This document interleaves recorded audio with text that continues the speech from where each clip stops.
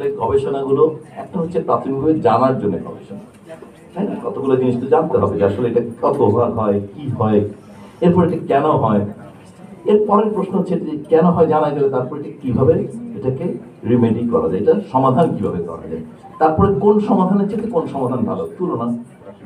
তারপরে তো আসলে এই তুলনাটা কত শক্তিশালী, কত রোবাস্ট, এটা কি 100 জনের মধ্যে তুলনা নাকি 1000 জনের মধ্যে, এটা কি একটা সেন্টারে নাকি 12টা সেন্টারে, এটা কি এক ধরনের পপুলেশনে নাকি এটা কি 18 থেকে 45 নাকি 18 থেকে 65, মানে অজস্র বিষয় শেষ হওয়ার পরে তো এটা একটা শক্তিশালী প্রমাণ।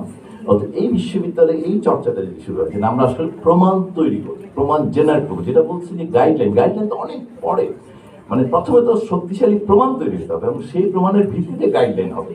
সো খুবই খুশি হব, এটা রূপান্তর হচ্ছে এবং রূপান্তর প্রক্রিয়া বাংলাদেশ আসলে একটা বিজ্ঞানমুখী, একটা কল্যাণমুখী এবং একটা মেধাভিত্তিক সমাজের দিকে, রাষ্ট্রের দিকে চলে যাবে বলে আমরা বিশ্বাস করি। অতএব যখন আসলে মেধাবী মানুষ সম্মানিত হবে, যখন গবেষণাকে আসলে সম্মান করা হবে, বিজ্ঞানকে চর্চার জন্য এনকারেজ করা হবে, তখন এই বিশ্ববিদ্যালয় বাংলাদেশের স্বাস্থ্য খাতে আসলে নেতৃত্বের ভূমিকা আসলে অবতীর্ণ হবে। বাংলাদেশের স্বাস্থ্য খাতে এই ধরনের শুধুমাত্র এভিডেন্সই না, বিভিন্ন বিষয়ে নতুন নতুন পথ প্রদর্শকের ভূমিকা থাকবে এবং এখানে তৈরি হওয়া যে জ্ঞান, তো পৃথিবীতে আমি আসলে মোদ্দা কথাটা বুঝাতে গেলাম যে প্রজ্ঞা হচ্ছে এইটা, যে যেটা শুধু ইনফরমেশন, শুধু নলেজ না, এটা আপনার এর সঙ্গে আপনার এক্সপিরিয়েন্স সহ ব্লেন্ড করে একটা লজিক্যাল, একটা রিজনেবল জায়গায় যে কোন রাস্তাটা আপনি হয়তো ক্যান্টনমেন্টের ভিতরে হাঁটার সময় হয়তো আপনি বাতিকে বিশ্বাস করবেন, শাহবাগ মনে হয়তো করবেন না। এই যে আমি বলছি যে এই যে বুঝলাম এটা জেনারেটেড হওয়া দরকার। তো আমার বিশ্বাস যে এভিডেন্স তৈরি করা এবং এভিডেন্সের উপর ভিত্তি করে একত্রিত হয়ে আসলে অন্যান্য প্রতিষ্ঠানের সঙ্গে যোগাযোগ করে একসাথে আপনারা এই কাজগুলো করতে পারবেন। যখন আমরা বাংলাদেশের অল্পদিন আমরা দায়িত্বে আছি, আমরা এখন তাকিয়ে থাকি, আশা করব ভবিষ্যতে যারা দায়িত্ব প্রাপ্ত হবেন তারাও আসলে এই বিশ্ববিদ্যালয়ের দিকে তাকিয়ে থাকবেন যে তারা আসলে কি চর্চা করা দরকার। আর কিছু খারাপ উদাহরণ শুনেছি আজকে, আমি নিজে এখানে ছিলাম, আশা করি যে এগুলোর বিরুদ্ধে প্রশাসনের পক্ষ থেকে শক্ত পদক্ষেপ নিয়ে উদাহরণ ক্রিয়েট করতে হবে। মানে আমরা আলাপ আলোচনা বহুদিন যাবৎ করছি আসলে, কারণ আসলে আমাদেরকে এগুলোর ব্যাপারে শক্ত অবস্থান নিতে হবে এবং আসলে নৈতিকভাবে শক্ত অবস্থান না নিলে আসলে আপনি জাতির সামনে ভালো উদাহরণ ক্রিয়েট করতে পারবো না।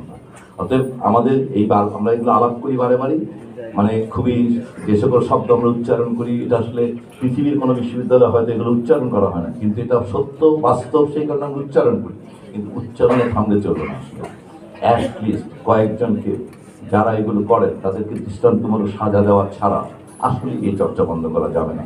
তো আমি অনুরোধ করব প্রশাসনকে এই বিষয়টায় দৃঢ় অবস্থান নেওয়ার জন্যে। আমরা যতদিন আমরা দায়িত্বে আছি আমরা অবশ্যই এই ধরনের অনৈতিক প্রবণতা রোধ করবে যে কোনো পদক্ষেপ নেওয়া হলে সেটার পক্ষে আমাদের স্পষ্ট অবস্থান থাকবে।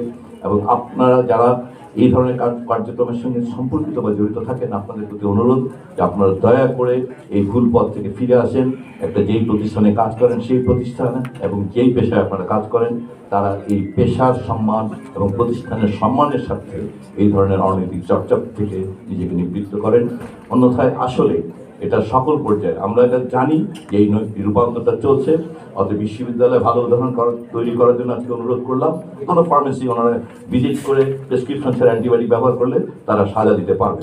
তো আমরা কিন্তু এই ব্যাপারগুলো এখন প্রথম প্রশ্ন হচ্ছে যে এই পদক্ষেপগুলো কিন্তু একদম সরাসরি এগুলো আদেশ করা হয়েছে, সেগুলো তো একেবারে স্পষ্ট আমরা বলছি। এবং এরপরে কিন্তু আপনারা নিশ্চিত জানেন এরপরে আসলে অবশ্যই কিছু শাস্তিমূলক ব্যবস্থা নেওয়া হবে। তো আমরা খুবই খুশি হব যদি বিশ্ববিদ্যালয় আমাদেরকে ভালোভাবে পথ দেখায় এবং তার নৈতিক অবস্থানে স্পষ্ট করে, সেটা বাংলাদেশের স্বাস্থ্য ব্যবস্থার জন্য একটা ইতিবাচক রূপান্তর হবে। অর্থাৎ বিজ্ঞান, নৈতিকতা এবং এই দুটো বিষয়কে মানে একসাথে বিবেচনা করে যদি চলতে পারে তাহলে আমরা তাকিয়ে থাকবো আপনাদের দিকে, যে আপনাদের ভালো উদাহরণ অনুসরণ করতে চাইব এবং রেপ্লিকেট করতে চাইব বাংলাদেশের সমস্ত স্বাস্থ্য ব্যবস্থায়। আপনারা যারা শিক্ষক